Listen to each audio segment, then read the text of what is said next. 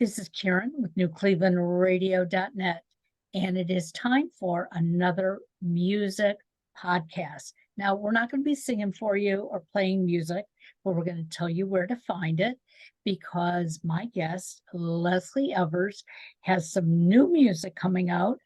And for those of you, who may not even know who Leslie is, let me explain something. In this world of entertainment, there are performers all over the world, and we're not going to know all of them. We know a handful because somehow through business and connections, and I always believe it has to do with some of those connections that you make early on that lift you way to the top. But I've learned over the years, it's not about being so-called at the top. It's about following your passion. And Leslie, I have a feeling that's what has gotten you to where you are today. So give us a little bit of background. Did you know as a young child that this is what you wanted to do for your living? Well, when I was a young child, women didn't have as many options. You could be a librarian or a teacher or a secretary or a mommy. Yep.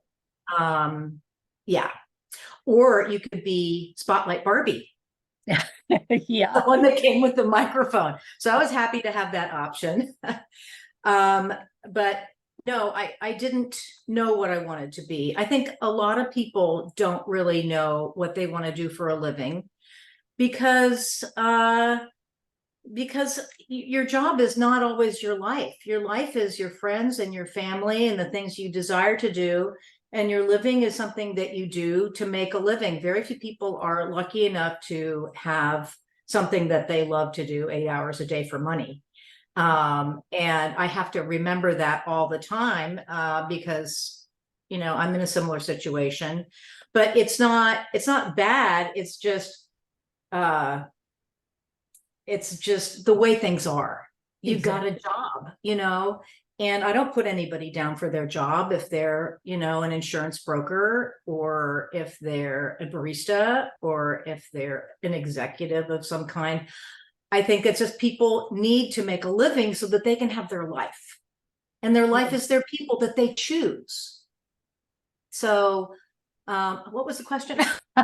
You answered it perfectly. And it's funny because my one of my brothers is a music producer. And when he started out, I remember him going to the West Coast with all of his belongings stuffed into his VW bug.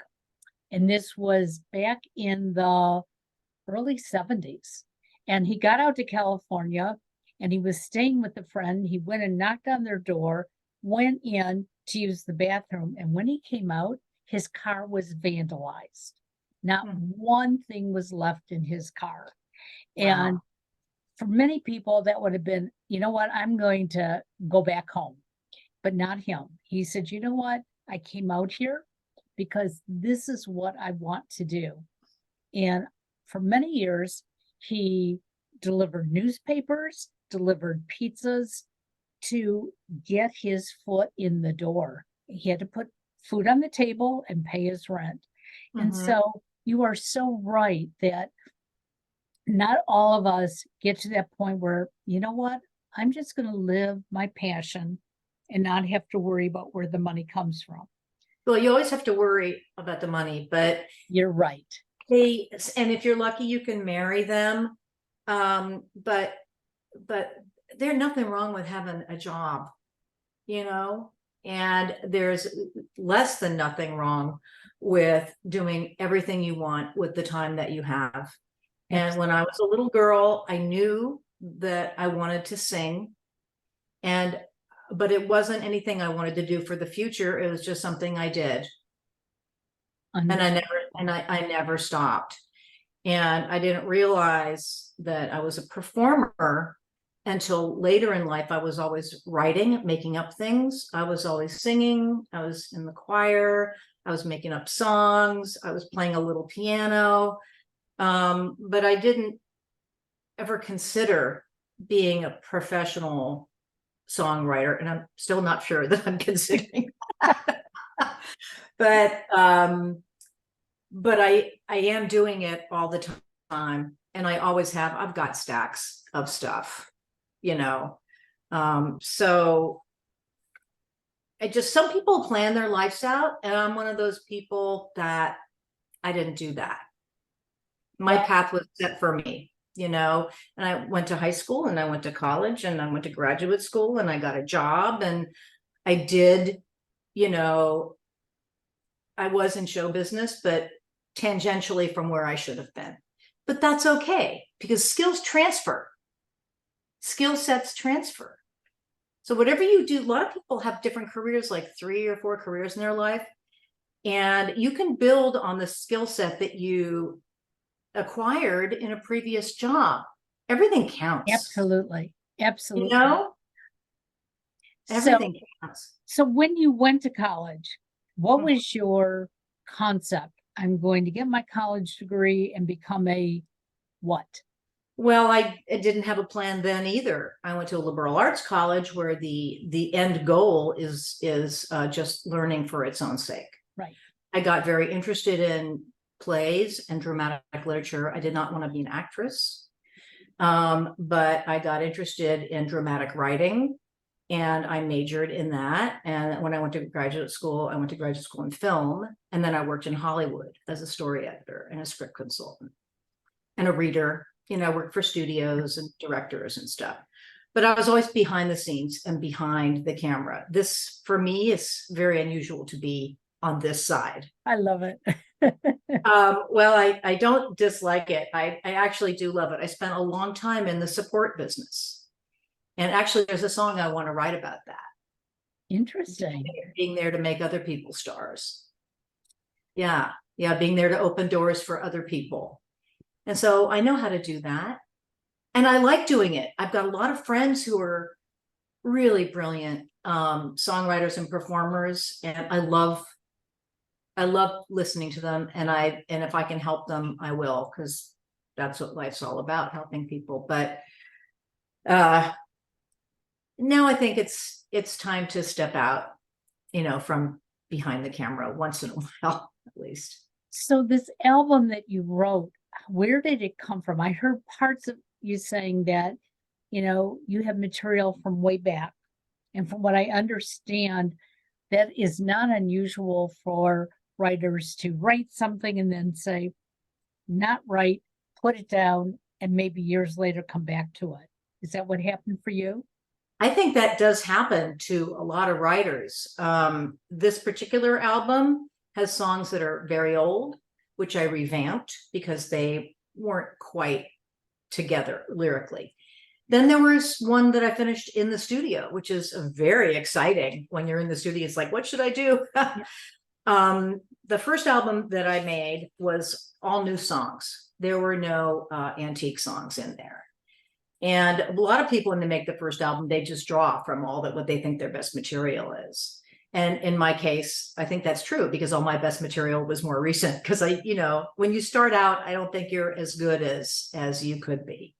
Everybody needs to work on stuff, you know. Sure. But this album, I had new stuff, but then I had some other songs that were not, they were piano songs that I needed to put to guitar. And my music partner, Rick Ruskin, helped me arrange those for guitar. And he did an amazing job. He's quite brilliant. And so I guess I just wanted to present the best material that I had. It's eclectic in style. It's eclectic in presentation. The themes tend to be personal relationships, but they're not all love. There's some family, there's spiritual, you know. But I just want to put the best that I can out there. Sure. So that's really the theme is the highest quality that I could muster. And and I love how you mention your collaborator, because so many people, not in the music business, people do cherish the relationships between themselves and other collaborators. Whereas in the outside world, we tend to want to take it all for ourselves. And I have been saying for years, since I've been doing these podcasts, why can't we take that relationship that I see in the music industry and bring it out and have people work together and stop fighting against each other? You know, I don't have to be better than you. Why can't I be good and you be good too? Oh, well, I know I can't be better than any of the people I worked Oh, with. well, Not possible. You don't hire people that are worse than you. So, but yeah, there's in creative collaborations, there's always conflict. And in business collaborations, there's always conflict. There's a lot of power struggle that goes on in life. right. And, but I guess if everybody wants the same thing, it kind of works out. And then the buck has to stop somewhere. There has to be a boss. It says, okay, yes or no, I'm going to do this. But I listened. I didn't do everything everybody wanted, but I listened very closely. And as a result, these people that I worked with, they made my dream come true. They really did. And first is my music partner, Rick Ruskin. And then Ed Johnson, an old friend and a brilliant composer and songwriter and producer, agreed to help me with this. And if anything is good about this album, or that it sounds together or gorgeous, it's really because of Ed, because he's so meticulous in his production. I mean, I'll come in and just go la la la la, and he'll like, let's shoot it. Let's, can we turn the metronome?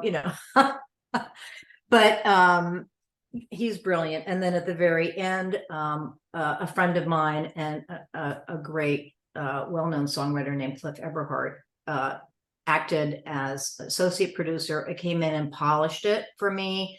And made it very spare and to highlight the vocals and the lyrics. And so those three people were very instrumental in, if you'll excuse the bad pun, in making my album, what I wanted it to be. It's up for other people to decide if it's successful, but I'm happy. And you have to make yourself happy, because if you're trying to make other people happy and no one likes it, then no one likes it, including you. But if you like it, at least one person. I'm so glad you brought that up, because in one of my coaching lessons, I was told, I took this quiz basically, and it came out that I'm a pleaser. That was number one. And I wouldn't have disagreed. And I said, but it gets in my way. And they said to me, well, why? Explain that. And I said, because when you're trying to please everybody, you're not pleasing everybody. And even if you are, if it's not something you really want to do, you don't have your heart in it. And I said, I only want to help people that I can put my heart and soul into and know that I'm getting even a little bit back. And they said, then we got to work on this pleaser part of you, because I had spent my whole life, my mother taught me when I was a little girl, you say please and thank you when you offered to do chores. And it was like, that's a good message. I agree with your mother. But there is a time, though, that you do have to be able to say, no, not today. And it doesn't mean that you're going to be mean or nasty to that person, but it just means, hey, today I got to please me. And I think that's what you're talking about in your music. The music can't please you. Even if your collaborators, made it sound so wonderful, if there was something missing, you were going to go back and try to get that fixed. Yeah, I mean, it's just anybody who makes, I would call it, I don't know if I'd call it art. Art, if you say art is short for artifact, I have a better time using that word. the only reason I do it is to make myself happy. That's just to please myself. That is the 100% reason why I write songs and sing them, because it makes me feel good. That's It's good. really not more complicated than that. There may be other reasons that kind of flow in when you get feedback, but that feeling of sitting down and letting your mind go, and then reining it back in when things float down and you pull it together. And I mean, describing the process is actually kind of silly sounding.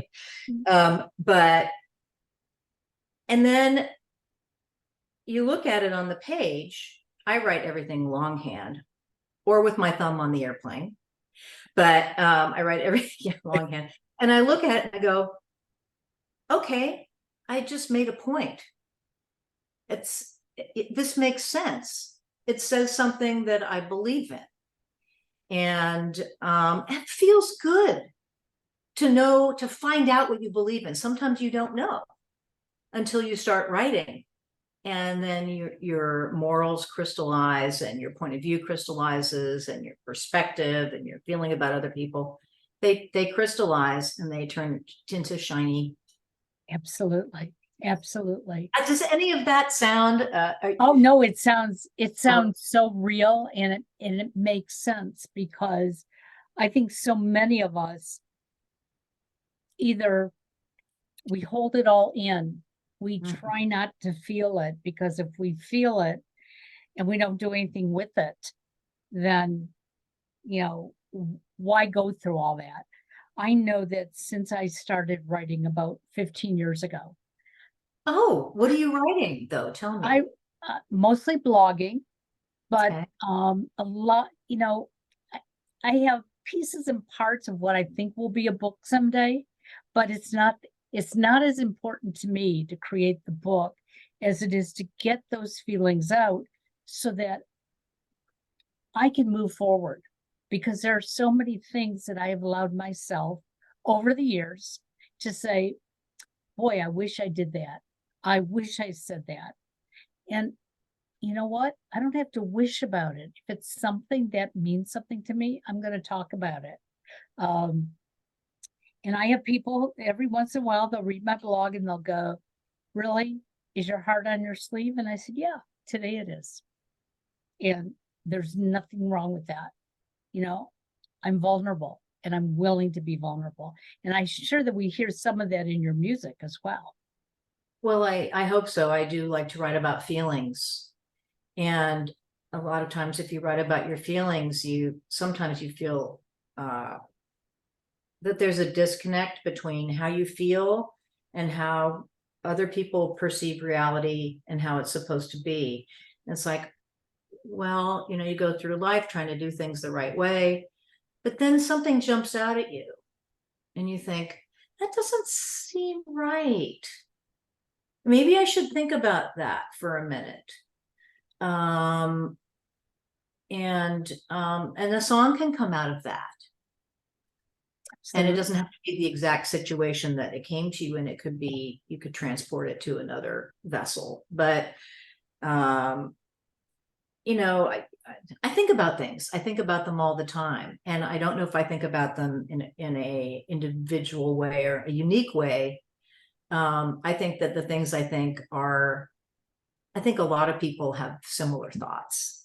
But I'm not coming up with stuff that no one said. Yeah, but you express them, and that's I try. Yeah, absolutely. So besides singing in your home, where else do you perform? Well, if I'm fortunate, I will go into a coffee house or a house concert. I am going to a Folk Alliance conference in Chicago in a couple of weeks, where I will be performing in hotel rooms. Ooh. Yeah, which is fun. It's kind of a gathering of folk musicians and songwriters and people who hear each other. But then there are also venues that come, and if they like you, they'll ask you to perform. I recently had a performance at a folk festival where I was chosen to be in the Emerging Artist Showcase at Falcon Ridge, which is a very respected venue, and I would call it a contest, but everyone that goes wins. So I don't like I to love call that. it that. And I don't think they do either. Yeah. It's just it's a gathering of maybe 15 songwriters they've chosen from all over the country to come and perform at the festival. And it was fantastic. I just loved it. Yeah. How did Yeah. you deal with all this during the pandemic? Because so many places were closed down, and even today, not as many have even reopened that were open prior to the pandemic. Well, I stopped performing. I was never performing that much. I was just starting to perform. I haven't been doing this all my life. I've just started, within recent years, I would say. And when the pandemic came, my debut had to shut down. So now I'm in my comeback debut. And but during the pandemic, I didn't do anything. What I did was I organized an album. I finished the songs that were unfinished. I rewrote the songs that were worthy of being rewritten. And I put together a team and I started recording. So I feel very happy that I did not waste that time. It feels like a compression of time, because you look back on it and it's like nothing happened. But it went so slowly while it was happening. But then looking back, it's like nothing happened. But so I have this theory about time where if you spend it wisely or with a lot of activity, it goes by fast, appears to go by fast. But when you look back on it, how full is it?